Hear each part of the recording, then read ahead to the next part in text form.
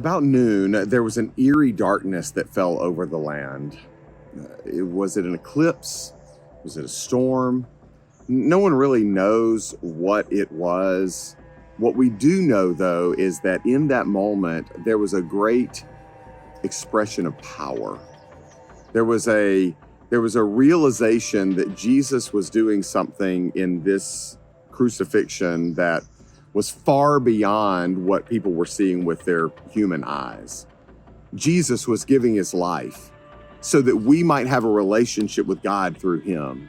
The power that was exemplified in this moment almost resembled and made it feel like the darkness of sin, the darkness of the world was being overcome by Jesus. He was still hanging on the cross. He was still giving his life.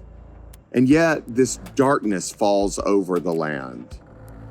It's, if you will, it's almost a picture of our lives before we see Jesus and meet Jesus.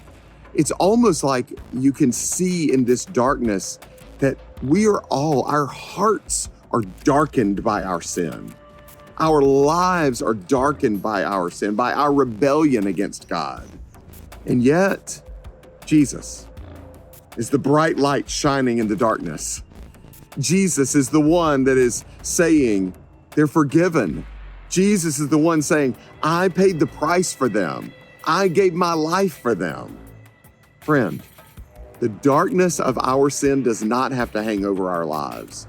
Jesus gave his life, the light of the world, so that we might have forgiveness, so that we might have light, so that we might live with him. Knowing Jesus is the key to the light in the darkness.